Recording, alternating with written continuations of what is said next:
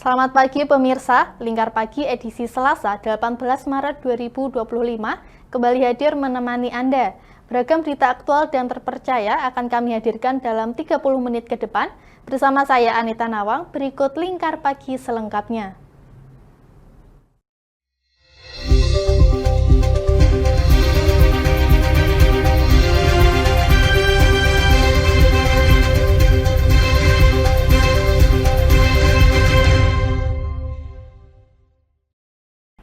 Satreskrim Polres Aceh Tengah Provinsi Aceh berhasil menggagalkan perdagangan ilegal kulit harimau Sumatera beserta bagian tubuh dari satwa yang dilindungi itu. Polisi juga berhasil mengamankan 5 orang pelaku yang berperan sebagai penjual dan pemburu. Satuan Reskrim Polres Aceh Tengah Provinsi Aceh berhasil menggagalkan perdagangan ilegal kulit harimau Sumatera beserta anggota tubuhnya. Awalnya polisi memperoleh informasi dari masyarakat terkait adanya jual beli ilegal. Setelah ditelusuri, polisi berhasil meringkus 2 orang pelaku, yaitu S dan M, saat sedang menunggu pembeli di Desa Belanggele, Kecamatan Babesen pada Jumat 14 Maret lalu. Dari hasil penangkapan, polisi menemukan 1 kotak barang bukti berupa kulit, tulang, dan anggota tubuh harimau yang dibawa oleh para pelaku. Setelah melakukan interogasi, polisi juga berhasil meringkus 3 pelaku lainnya pada Sabtu 15 Maret. Mereka adalah J, R, dan SA yang berperan sebagai pemburu. Kasat Reskrim Polres Aceh Tengah Ibtu Deno Wahyudi pada Minggu 16 Maret menjelaskan menurut pengakuan pelaku M, harimau tersebut sengaja ditangkap karena telah memakan sapi ternak miliknya. Selain itu, pelaku M juga merupakan residivis dengan kasus yang sama pada tahun 2015 lalu. Artinya untuk pemburu memang kita lihat secara ilmiah tidak sengaja ya, karena sapinya yang dimakan. Namun penjualan ini yang memang residivisnya. Nah, jadi artinya si penjualan ini kalau kita lihat setiap ada peluang itu dia hadir gitu. Para pelaku mengaku bahwa harimau tersebut akan dijual ke Sumatera Utara dengan harga mencapai 60 juta rupiah. Mereka dijerat dengan pasal 40 ayat 1 junto pasal 21 ayat 2 Undang-Undang RI nomor 5 tahun 1990 tentang konservasi sumber daya alam hayati dan ekosistemnya dengan ancaman hukuman maksimal 15 tahun penjara. Wakil Ketua DPR RI Sufmi Dasko Ahmad di Jakarta pada Senin 17 Maret menegaskan bahwa draft revisi Undang-Undang RUU TNI yang beredar di media sosial berbeda dari draft yang dibahas di Komisi 1 DPR. Dasko menjelaskan Komisi 1 DPR hanya membahas revisi terhadap 3 pasal, yakni Pasal 3 Ayat 2, Pasal 53, dan Pasal 47.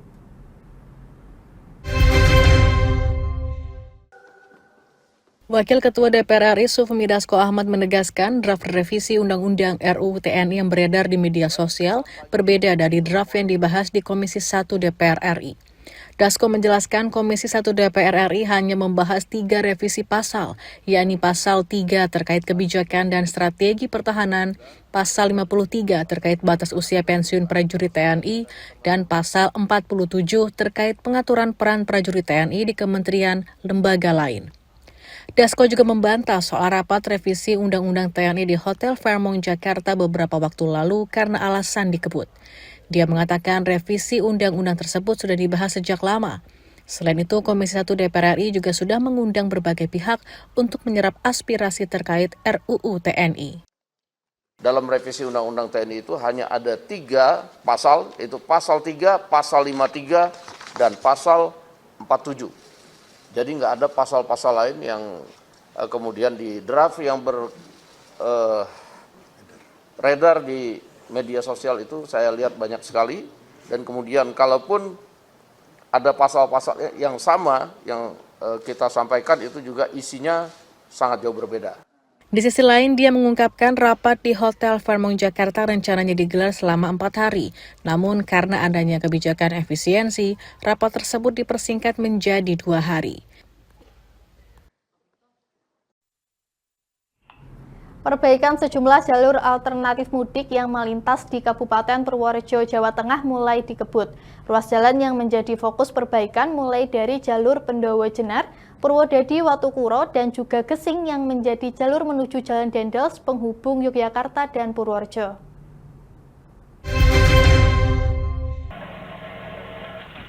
Pemerintah Kabupaten Purworejo, Jawa Tengah mengebut perbaikan jalur alternatif penghubung dengan daerah sekitar yang biasa dilintasi para pemudik dari arah Jakarta dan Jawa Barat menuju Yogyakarta, Jawa Timur. Bupati Purworejo saat meninjau perbaikan jalan Minggu 16 Maret mengatakan ruas jalan yang menjadi fokus perbaikan ini mulai dari jalur Pendowo Jenar, Purwodadi Watukuro, kemudian Jalan Gesing yang menjadi jalur menuju Dendels penghubung Yogyakarta dan Purworejo. Menurutnya, jalur alternatif ini perlu diperbaiki karena banyak ditemukan badan jalan yang berlubang dan aspal retak akibat pengaruh hujan. Dengan demikian, kendaraan para pemudik yang melintas di jalur alternatif ini merasa aman dan nyaman. Selain itu, pihaknya juga menyiapkan jalur alternatif dan memberlakukan jalur satu arah di jalan-jalan menuju tempat wisata serta pusat kuliner. Belum mudik, sudah mulai jalan ke sini, jalan sudah harus yang berlubang sudah ditutup semua, biarpun bertahap. Tapi sudah baru mulai hari ini ya, hari ini. Dan nanti biarpun hari Sabtu dan Minggu siap untuk ngelembur. Dengan penyediaan dan perbaikan jalur alternatif ini diharapkan pemudik tidak terjebak kemacetan, sehingga arus mudik dan balik Lebaran 2025 di wilayah Kabupaten Purworejo berlangsung lancar. Jalur mudik poros Tengah Jawa yang melintasi Kabupaten Temanggung, Jawa Tengah siap dilintasi para pemudik yang hendak pulang kampung pada momen Lebaran 1446 Hijriah. Jalan provinsi sepanjang 54 km yang sebelumnya mengalami kerusakan seperti jalan berlubang dan aspal retak kini telah diperbaiki demi kelancaran arus mudik.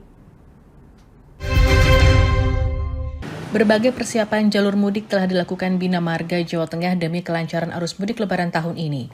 Salah satunya adalah melakukan perbaikan jalan di 4 ruas jalan sepanjang 54 km di Kabupaten Temanggung. Pengawas lapangan Balai Pemeliharaan Jalan Provinsi Dinas Bina Marga Jawa Tengah Sarmono Minggu 16 Maret mengatakan perbaikan dilakukan dengan metode penambalan untuk menutup lubang, retakan, dan permukaan jalan yang bergelombang, sehingga para pemudik yang melintasi Kabupaten Temanggung merasa lebih aman dan nyaman.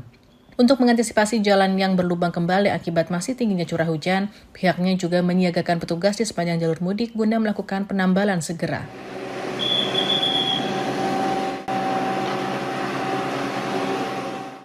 Khusus wilayah jalan provinsi, BPBD wilayah Wonosobo, 4 ruas yang di Temanggung, ruas Keranggan Pringsurat, Temanggung Hulu, Temanggung Kaloran, Parahan Patean, lubang sudah tertangani, sudah tertutup semua. Jadi pengguna jalan maupun roda 2 apa roda 4 sudah bisa merasakan nyaman dengan menjelangan arus mudik Hari Raya Idul Fitri. Jalur mudik poros Tengah Jawa yang melintasi Temanggung merupakan jalur alternatif untuk mengurai kemacetan di jalur Pantura dan Selatan Jawa. Jalur ini merupakan penghubung Jawa Barat dan Jakarta menuju Yogyakarta dan Jawa Timur.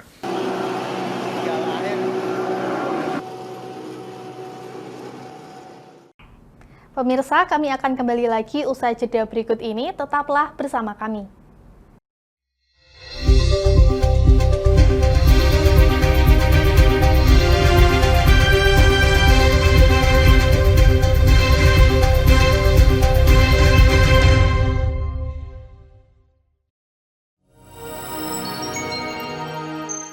Selain si retinol ini, kalau gitu ngomong retinol apa sih dok sebenarnya retinol itu? Bagus nih programnya. Yang saat ini ya kayaknya sudah beberapa tahun yang Wah, lalu. boleh banget nih ditonton setiap hari. Meanwhile,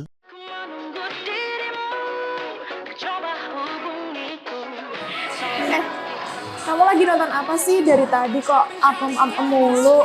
Ini loh lagi nonton program Cantik Sehat di Lingkar TV. Bagus banget nih programnya. Oh, ada ya program kayak gitu? Ada loh di programnya di Lingkar TV. Kau udah tahu kan Lingkar TV? Belum. Kan belum tahu Lingkar TV. Lingkar TV itu TV digital streaming online yang sudah mengantongi izin PSE dari Kominfo dan bisa diakses di HP kalian mestinya. Oh iya? Iya, bagus loh. Coba di-download sekarang. Bentar deh, aku tak coba download dulu. Iya. Selain program Cantik Sehat, kalian juga bisa menonton program lainnya di Lingkar TV dan bisa ditonton kapanpun dan dimanapun kalian berada loh. Gimana, udah bisa? Udah nih, punyaku udah bisa. Punyaku juga udah nih. Wah ya, bagus dong kalau udah download semuanya. Tunggu apa lagi? Sekarang giliran kamu download aplikasi Lingkar TV di Play Store.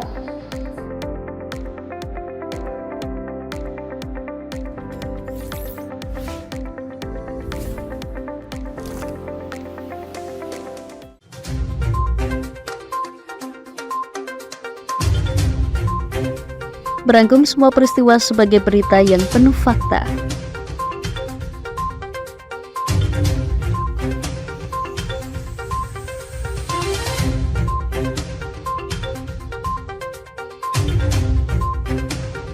Saksikan Jateng hari ini setiap Senin hingga Sabtu hanya di Lingkar TV.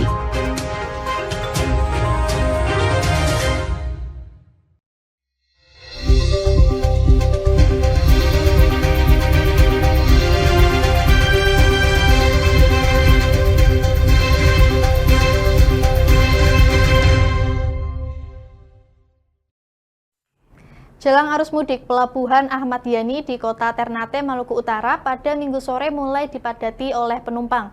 Menurut Kepala Pelni Cabang Ternate, Lutfi Ishar, total penumpang yang berangkat dari Maluku Utara berjumlah 2.231 orang, sementara yang tiba ada sebanyak 2.117 orang.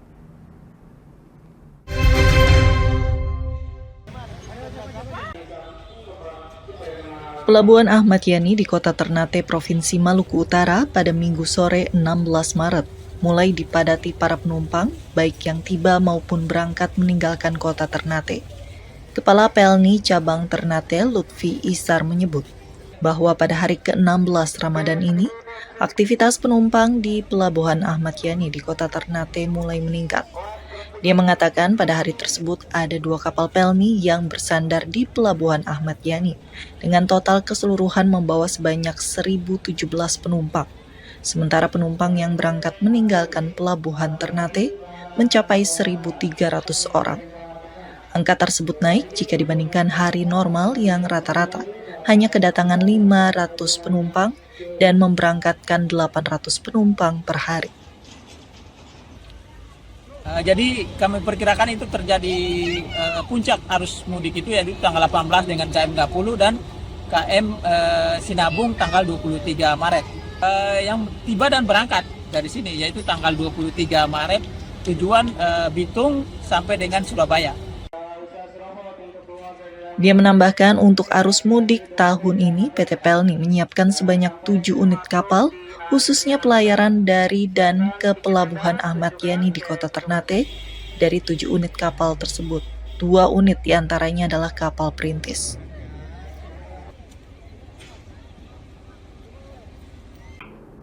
Dinas Perhubungan bersama Satlantas Polres Rembang dan Dinas Kesehatan setempat menggelar ramcek untuk memastikan kelayakan puluhan bus yang melintas di wilayah tersebut.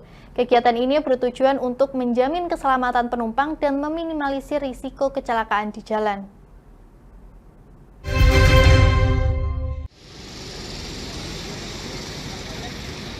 Setiap bagian bus diperiksa secara teliti oleh petugas, mulai dari rem, lampu, ban, wiper hingga surat berkendara.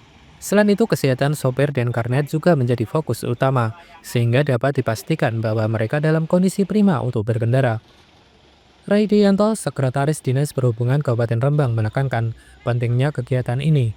Dirinya mengatakan bahwa ramcek ini untuk memastikan kelayakan bus dan kesehatan para pengemudi, sehingga mereka layak untuk melanjutkan perjalanan dan tidak membahayakan. Agendakan ramcek di terminal saja ya, untuk yang di full kendaraan nanti kita agendakan lagi, tapi untuk tanggal pastinya kita belum tahu karena kita juga ini masih sibuk menyiapkan untuk posko lebaran juga. Kalian juga nanti kita kalau mau ke full mau ramcek itu kita koordinasi dengan pemilik kendaraan dengan perusahaan, karena dulu pernah kita agendakan ke garasi, ke pool, ternyata kendaraannya keluar semua. Makanya sekarang kita harus koordinasi dulu kapan kira-kira kendaraannya bisa ngumpul hari apa, nanti kita agendakan untuk ngecek di pool-pool kendaraan. Untuk pengecekan ini ada temuan apa? Untuk yang hari ini sementara belum ya, mungkin masih direkap nanti, tapi untuk hasilnya belum dilaporkan, kelihatannya belum. Sementara itu, Kasat Lantas Polres Rembang, AKP Rian Mita Pangesti menjelaskan, kegiatan ini merupakan salah satu upaya untuk menekan angka kecelakaan, terutama menjelang periode pemudik yang meningkat.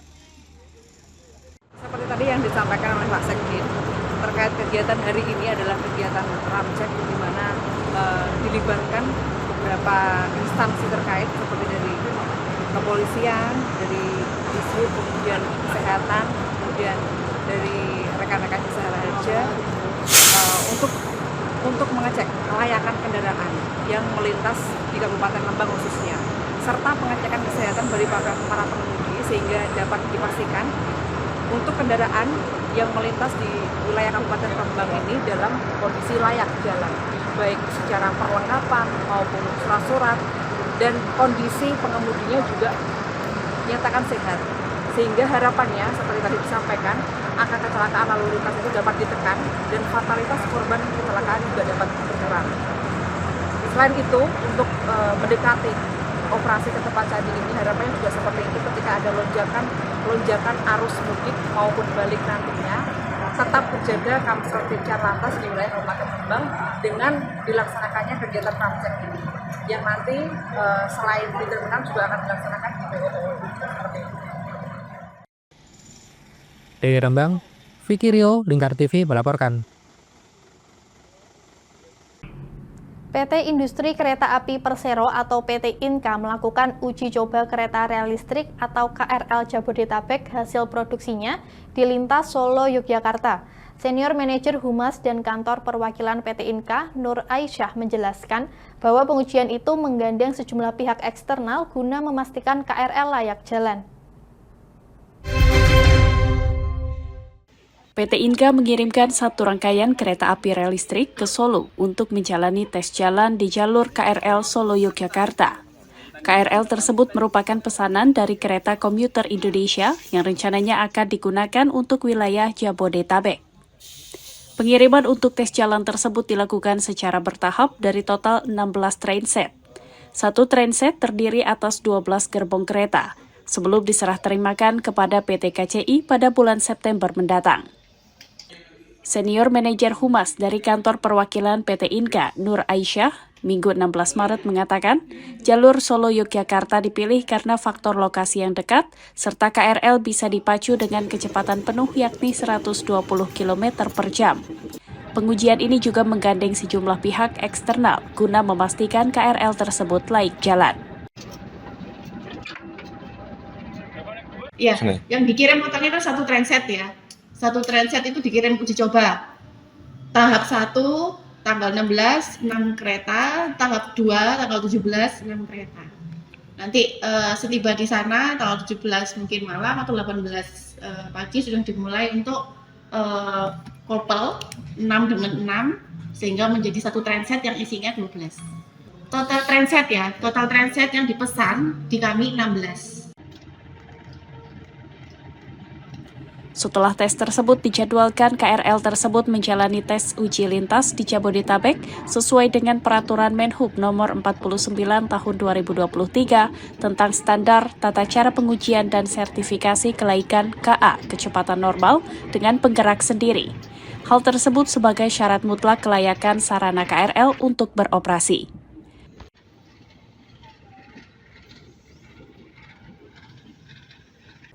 Posko Pelayanan dan Pengamanan Mudik Lebaran 2025 di Provinsi Nusa Tenggara Barat dibangun dalam 2 tahap, yakni pada H-10 dan H-7 Hari Raya Idul Fitri.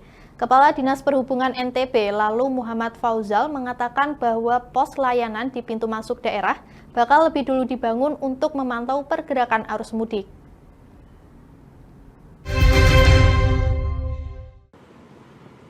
Provinsi Nusa Tenggara Barat menyiapkan 35 pos komando pelayanan dan pengamanan untuk memastikan arus mudik Lebaran Idul Fitri masyarakat berjalan lancar dan kondusif.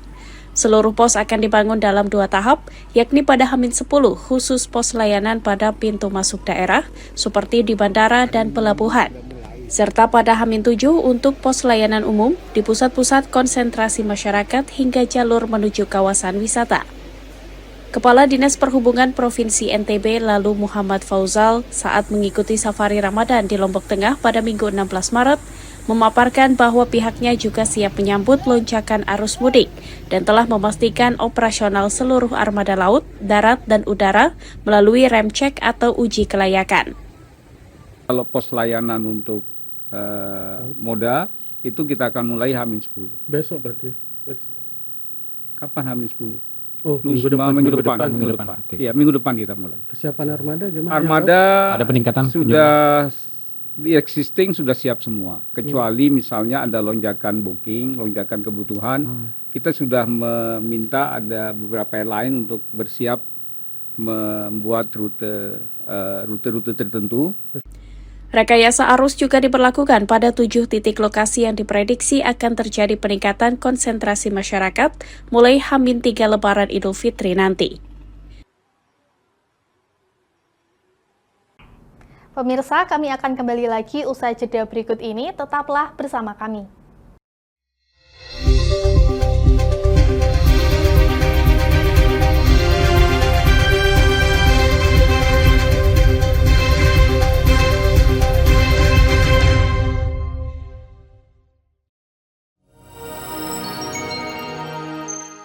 Selain si retinol ini, kalau gitu ngomongin retinol, apa sih dok sebenarnya retinol itu? Bagus nih programnya. Yang saat ini ya kayaknya sudah beberapa tahun yang Wah, boleh banget nih ditonton setiap hari. Meanwhile,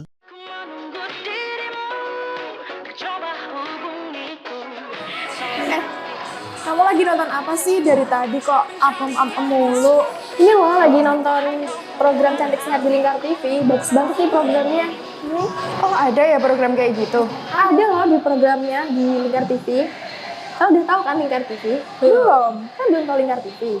Lingkar TV itu TV digital streaming online yang sudah mengantongi izin PSE dari Kominfo dan bisa diakses di HP kalian mestinya. Oh iya? Iya, bagus loh. Coba di-download sekarang. Bentar deh, aku tak coba download dulu. Iya. Selain program Cantik Sehat, kalian juga bisa menonton program lainnya di Lingkar TV dan bisa ditonton kapanpun dan dimanapun kalian berada loh. Gimana, udah bisa? Udah nih, punyaku udah bisa. Punyaku juga udah nih. Wah ya, bagus dong kalau udah download semuanya. Tunggu apa lagi? Sekarang giliran kamu download aplikasi Lingkar TV di Play Store.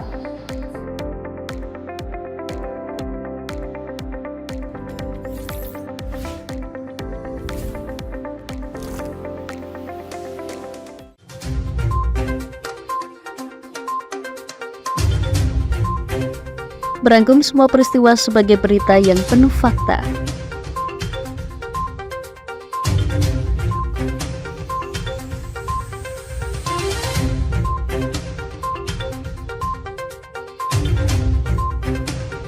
Saksikan Jateng hari ini setiap Senin hingga Sabtu hanya di Lingkar TV.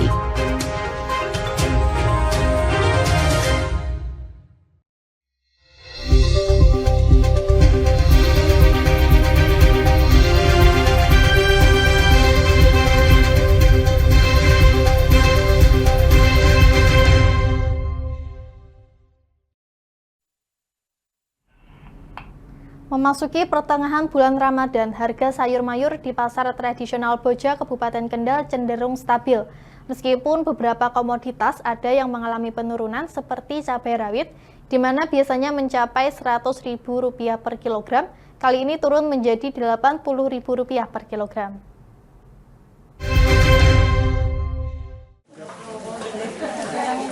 Pada pertengahan bulan puasa, harga sembako masih terlihat stabil.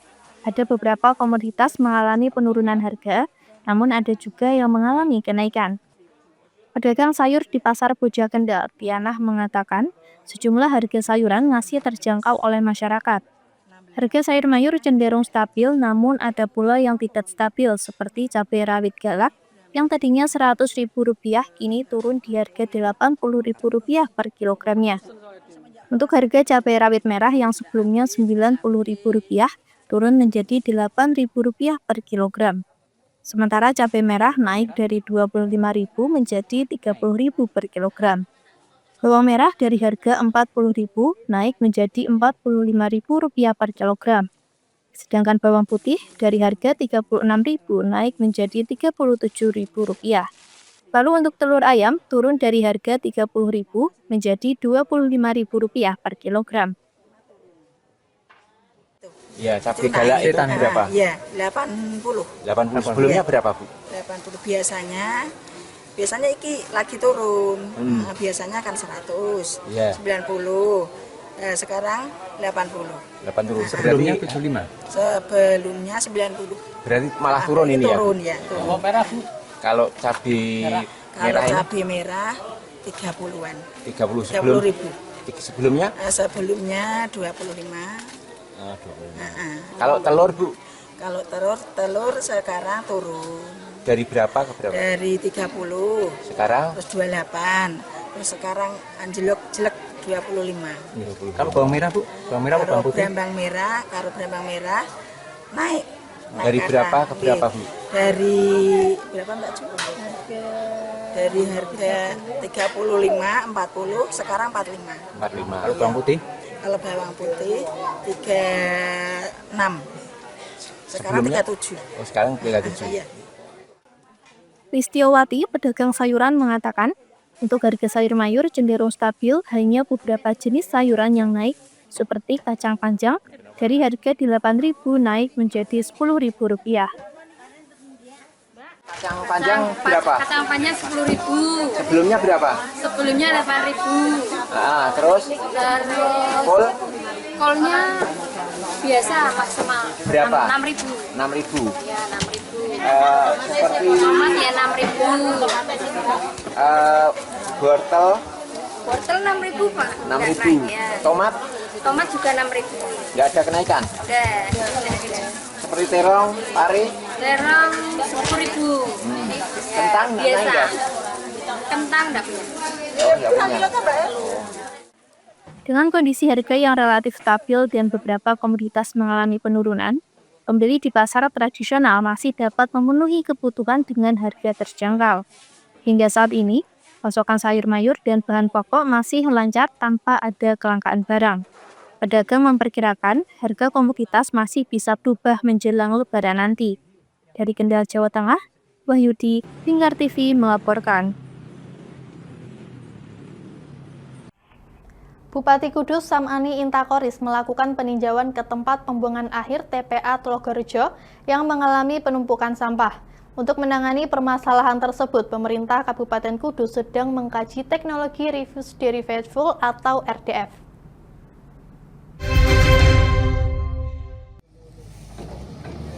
Inilah kondisi TPA Tlogorejo di Kabupaten Kudus yang menjadi sorotan warga akibat penumpukan sampah yang semakin parah. Saat melakukan peninjauan langsung di TPA Tlogorejo, Bupati Kudus Samani Intakoris mengaku telah mendapatkan aduan dari masyarakat terkait penanganan sampah yang belum optimal. Pihaknya saat ini sedang mengkaji teknologi yang tepat untuk pengelolaan sampah. Salah satu opsi yang ditawarkan adalah teknologi refuse derivative atau RDF. Samani menegaskan akan bekerja sama dengan pihak terkait untuk mewujudkan pengelolaan sampah dengan teknologi RDF. Teknologi ini akan melalui beberapa tahapan, seperti pemilahan, pengayakan, dan pengeringan sampah sebelum diolah menjadi bahan bakar alternatif. Bupati juga menegaskan bahwa pengadaan mesin untuk teknologi RDF akan dilakukan secara terbuka dan transparan. Pihaknya akan mengutamakan mesin produk lokal yang berkualitas dengan nilai tingkat komponen dalam negeri atau TKDN di atas 40%. Meninjau TPA yang ada di Tanjung Rejo, ya inilah kondisi TPA yang butuh segera kita tangani ya. Ya kemarin kan yang bulan-bulan apa? Kan ada protes dari masyarakat ya. Kita akan segera tindak lanjuti tentang penanganan sampah pakai RDF ini. Kita baru diskusi mana yang terbaik untuk pengelolaan sampah ini ya. Ya kelihatannya untuk pengelolaan sampah yang terbaik pakai EDF ya. Nanti kita kerjasamakan dengan pihak-pihak yang terkait dan kita nanti terbuka transparan siapa nanti yang buat mesinnya, kalau bisa nanti lokal tapi berkualitas ya. Pasti dengan nilai TKDN ya di atas 40%. Pemkab Kudus berharap penanganan sampah dengan teknologi RDF dapat segera diimplementasikan demi mengatasi masalah sampah di TPA Tlogorejo. Dari Kudus, Fatur Romang, Lingkar TV melaporkan. Wujudkan sumber daya manusia yang unggul, Bupati Pati Sudewo menekankan kurikulum unggul dan menolak adanya praktik-praktik jual beli jabatan, pungli, permainan, dan manipulasi data.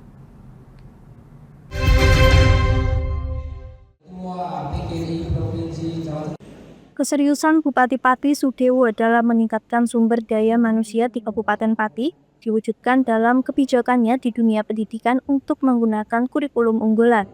Pihaknya juga menolak secara tegas praktik-praktik pendidikan yang tidak bersih, permainan, manipulasi data pendidikan, praktik pungli untuk rotasi, mutasi, dan promosi jabatan, serta jual beli jabatan. Komitmen ini dinyatakan Bupati Sudewo dalam konferensi PGRI Kabupaten Pati dan peresmian regrouping Sekolah Dasar Negeri di Gedung PGRI Sabtu kemarin. Bupati Pati Sudewo menuturkan, praktik-praktik jual beli jabatan, pungli, permainan, dan manipulasi data tidak diperbolehkan terjadi. Bila mana ada oknum yang melakukan praktik tersebut, pihaknya tak segan memberi sanksi yang berat, termasuk sanksi pemecatan dengan tidak terhormat. Bapak kepemimpinan saya, tidak boleh ada praktek-praktek pendidikan yang tidak bersih. Tidak boleh ada permainan data, tidak boleh ada manipulasi data pendidikan di Kabupaten Pati. Tidak boleh ada praktek-praktek pungli, sogok untuk rotasi, untuk mutasi, untuk promosi jabatan. Tidak boleh ada yang pasang tarif.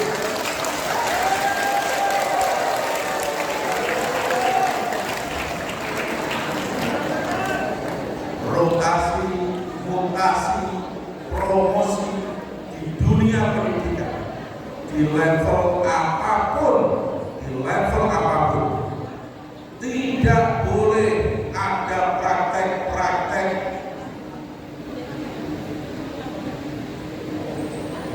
jual beli jabatan. Di dalam kepemimpinan saya tidak boleh ada praktek-praktek jual beli jabatan. Mau pindah harus nyogok, mau ikut tes P3K harus memainkan data, harus nyogok. Untuk menjadi kepala sekolah SD, SMP atau pindah harus nyogok. Dalam kepemimpinan saya, hal yang semacam ini tidak boleh terjadi. Sudewo menambahkan, akan bersungguh-sungguh menata dunia pendidikan di Kabupaten Pati demi terciptanya sumber daya manusia yang unggul dan kompeten. Dari Pati, Mutia Parasti, Lingkar TV melaporkan.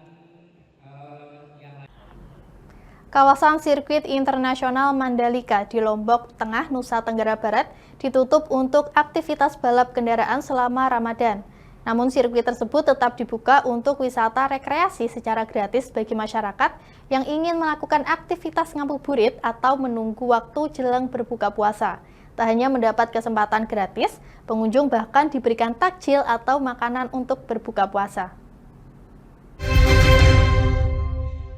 Mandalika Grand Prix Association MGPA selaku pengelola sirkuit internasional Mandalika di Lombok Tengah, Nusa Tenggara Barat, memberikan kesempatan bagi masyarakat untuk melihat langsung keindahan sirkuit sambil berolahraga ataupun ngabuburit jelang waktu berbuka puasa. Kesempatan gratis ini hanya berlaku bagi masyarakat pemegang kartu tanda penduduk NTB yang tersedia setiap sore pada hari Jumat, Sabtu, dan Minggu. Direktur Utama Mandalika Grand Prix Association, Priyandi Satria, Usai menerima kunjungan safari Ramadan Gubernur NTB pada Minggu 16 Maret menyebut, kegiatan Ramadan di sirkuit Mandalika ini diapresiasi oleh pemerintah daerah. Disampaikannya, kegiatan ini sekaligus menjadi wisata edukasi karena para pengunjung yang datang akan difasilitasi dengan kendaraan safari, memutari lintasan sembari dikenalkan sejarah pembangunan sirkuit sepanjang 4,3 km tersebut. Tak hanya itu, pengunjung bahkan diberikan takjil atau makanan untuk berbuka puasa setiap usai kunjungan. Biasanya di Sabtu Minggu kita adakan lampak dibuka dari pagi sampai jam 9, jam 6 sampai jam 9, kemudian sore jam 4 sampai jam 6. Jadi beliau bilang ini program yang bagus buat memperkenalkan sirkuit. Juga kita bilang di Ramadan ini pemegang KTP NTB kita bebas biayakan. Boleh masuk, boleh mencoba karena ini ya CSR-nya kita lah ya. Jadi beliau sangat senang sekali. Ia menambahkan bahwa selama Ramadan 2025, kawasan sirkuit internasional Mandalika ditutup untuk aktivitas balap kendaraan, melainkan hanya dibuka untuk wisata rekreasi, sembari melakukan pembenahan dan pemeliharaan sirkuit jelang balap internasional bulan April mendatang. Pemirsa, kami akan kembali lagi usai jeda berikut ini. Tetaplah bersama kami.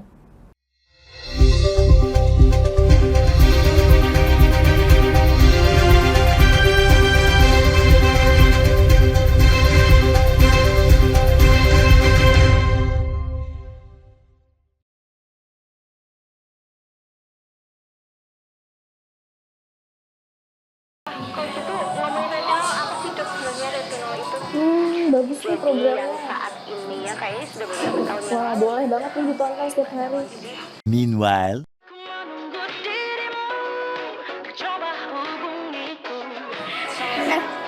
Kamu lagi nonton apa sih dari tadi kok apem-apem mulu? Iya loh, lagi nonton program Cantik Sehat di Lingkar TV. Bagus banget nih programnya. Oh, ada ya program kayak gitu? Ada loh di programnya di Lingkar TV. Kau udah tahu kan Lingkar TV? Belum. Kan belum tahu Lingkar TV. Lingkar TV itu TV digital streaming online yang sudah mengantongi izin PSE dari Kominfo dan bisa diakses di HP kalian mestinya. Oh iya? Iya, bagus loh. Coba di-download sekarang. Bentar deh, aku tak coba download dulu. Iya. Selain program Cantik Sehat, kalian juga bisa menonton program lainnya di Lingkar TV dan bisa ditonton kapanpun dan dimanapun kalian berada loh. Gimana, udah bisa? Udah nih, punyaku udah bisa. Punyaku juga udah nih. Wah ya, bagus dong kalau udah download semuanya. Tunggu apa lagi? Sekarang giliran kamu download aplikasi Lingkar TV di Play Store.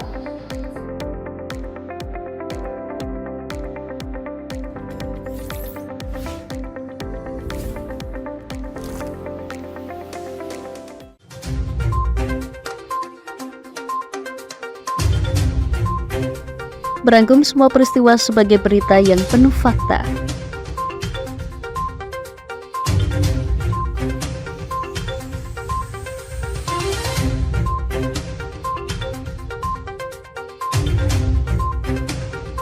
Saksikan Jateng hari ini setiap Senin hingga Sabtu hanya di Lingkar TV.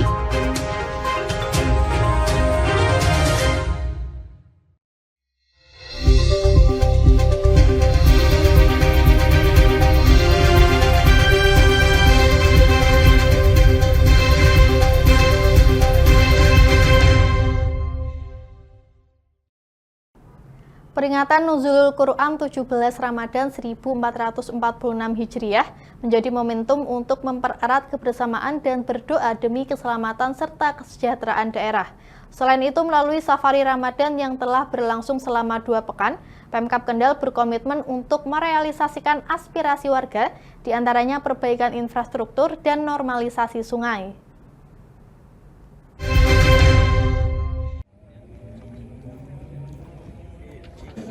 Peringatan Nuzulul Quran di Rumah Dinas Bupati Kendal tidak hanya menjadi momentum spiritual, tetapi juga wadah untuk menyampaikan aspirasi masyarakat. Melalui kegiatan ini, Pemkab Kendal mengajak semua pihak untuk meningkatkan kebersamaan dalam membangun daerah. Bupati Kendal, Diah Kartika Permanasari mengungkapkan, melalui safari Ramadan yang telah berlangsung selama 2 pekan, Pihaknya berupaya menyerap berbagai aspirasi warga, di antaranya adalah perbaikan infrastruktur di wilayah atas, di mana membutuhkan peningkatan jalan dan fasilitas publik. Di sisi lain, masalah banjir akibat limpahan air sungai juga menjadi keluhan masyarakat. Untuk mengatasi permasalahan tersebut, Pemkab Kendal telah berkoordinasi dengan pemerintah Provinsi Jawa Tengah untuk mengupayakan solusi penanganan. Harapan kami dengan berkumpulnya para tokoh agama, para kiai, dan tadi sudah mendoakan, tadi disampaikan Pak Mustamsikin kan, tentunya itu yang mendoakan berapa tadi itu sampai banyak kiai, terus insya Allah untuk kemuliaan kita semua, terus kemudian juga tentunya harapan kita untuk keselamatan dan tentunya untuk tujuannya untuk Kabupaten Kendal yang lebih sejahtera. Mayoritas yang diinginkan masyarakat apa Bu selama 2 pekan? Ya rata-rata ya, kalau yang di wilayah atas itu infrastruktur, kalau yang di ini rata-rata sama sih, infrastruktur, kemudian juga ini terkait kelangkaan gas, terus kemudian permasalahan banjir. Jadi masyarakat kan sebagian besar minta untuk prioritas normalisasi sungai, tapi karena normalisasi sungai itu kewenangan provinsi, sebagian besar sungai kan kewenangan provinsi, tapi saya dan Pak Wakil sudah audiensi dengan Pak Gub, kemudian Pak Gub ini kebetulan juga punya program untuk nyengkuyung bareng seluruh Kabupaten Kendal. Ini insya Allah untuk normalisasi nanti akan segera dilaksanakan. Dari Kendal, Jawa Tengah, Wahyudi, Lingkar TV melaporkan. Pasar murah yang digelar Ikatan Remaja Masjid Baitun Nikmah di halaman SD Negeri 3 Karangsari, Kendal mendapat sambutan luar biasa dari warga. Sejak pagi, pasar murah ini diserbu pembeli yang ingin mendapatkan sembako dengan harga terjangkau.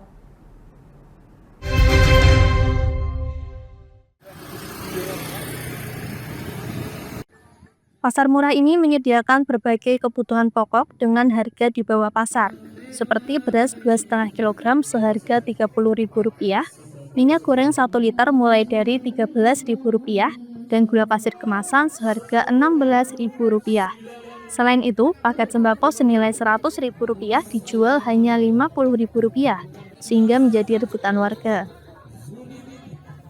Kegiatan untuk remaja Ermabani Masjid Baitun Nikmah RSSBDN Kendal Asri mengadakan pasar murah yang di lokasinya di SD Negeri 3 Karangsari, Kelurahan Karangsari. Yang disajikan apa tadi?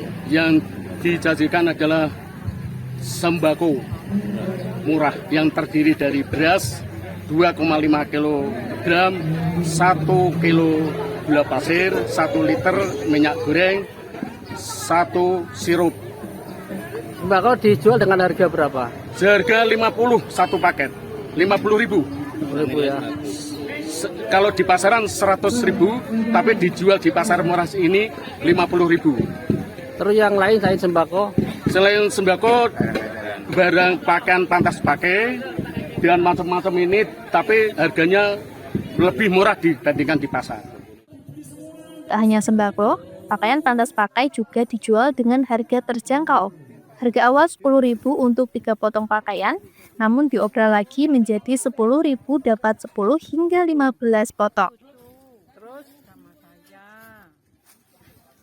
Ini Bu beli apa nih Bu? Beli sembako Pak. Harganya gimana Bu? Harganya Rp50.000 lebih murah Pak daripada di pasar. Berarti senang dapat ini ya Bu? Ya Pak, senang sekali Pak. Harapannya apa Bu? Harapannya kedepannya lebih banyak lagi, lebih ada lagi untuk membantu rakyat-rakyat seperti kita-kita ini Pak. Kegiatan pasar murah berlangsung hanya beberapa jam sebelum akhirnya seluruh sembako ludes terjual. Warga berharap pasar murah seperti ini bisa diadakan lagi di masa mendatang.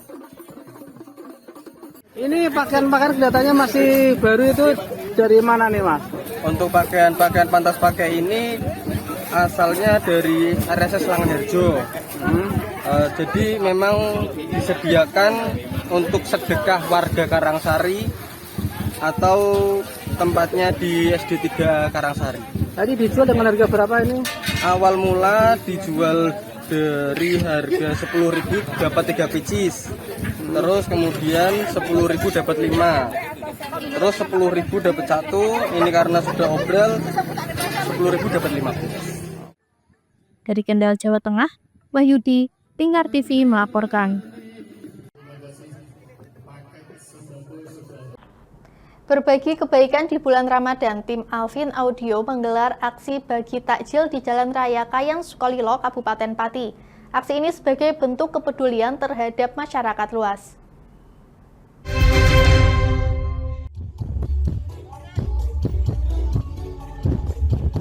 Beginilah aksi tim Alvin Audio membagikan takjil gratis kepada pengguna jalan dan masyarakat di sekitar Jalan Kayan Sukolilo. Masyarakat terlihat antusias dan mengantri dengan tertib untuk mendapatkan takjil gratis tersebut. Aksi ini merupakan gerakan baru yang diinisiasi oleh tim Alvin Audio untuk berbagi kepada masyarakat luas sehingga citra Sonhorek tidak selalu dipandang buruk oleh masyarakat. Salah satu tim Alvin Audio, Richard Andriansyah, menuturkan timnya menyediakan 150 paket takjil hasil donasi dari tim Alvin Audio yang dibagikan kepada pengguna jalan maupun masyarakat sekitar. Hari ini kita dari Kruson Alvin Audio bagi-bagi takjil. Ya biar ada gebrakan baru gitu loh, Mbak. Kan dari masyarakat kan pandangannya kan dari Sonhorek kan jelek ya. Biar kita membuat gebrakan baru kalau apa itu?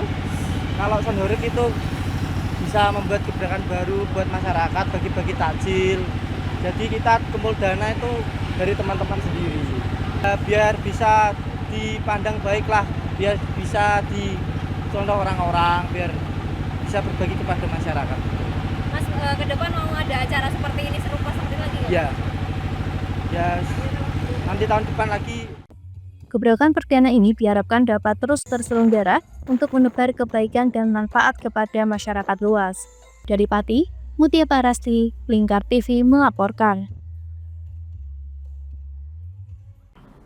Puluhan masyarakat menyerbu pasar murah di Kelenteng Hokti Biopati untuk berburu bahan pokok dan bahan pelengkap lebaran. Pasar murah ini diperuntukkan untuk masyarakat umum dengan ketentuan satu orang hanya diperbolehkan membeli satu item jenis produk.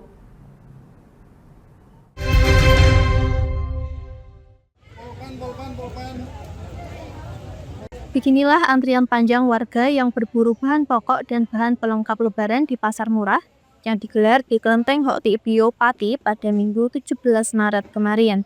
Produk yang disajikan diantaranya minyak goreng, kecap, roti lebaran, sirup, dan gula pasir.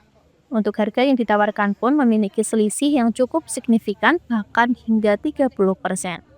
Ketua Kelenteng Hokti Biopati, Hedi Siswanto, menuturkan, pasar ini digelar untuk membantu meringankan masyarakat dalam menjangkau kebutuhan menjelang perayaan Hari Raya Idul Fitri. Pihaknya menambahkan, pasar murah ini diperuntukkan ke seluruh masyarakat umum dengan ketentuan satu orang hanya diperbolehkan membeli satu item jenis produk. Bersama Polresta Pati dan Kodim 0718 mengadakan pasar murah, tentunya membantu saudara-saudara kita yang akan melaksanakan Idul Fitri, Lebaran ya? Idul Fitri ini. Ada berapa paket Pak yang disediakan Pak? Jadi ini enggak kita paket karena kadang-kala ada orang yang kurang uangnya dan sebagainya, maka saya jual satu persatu.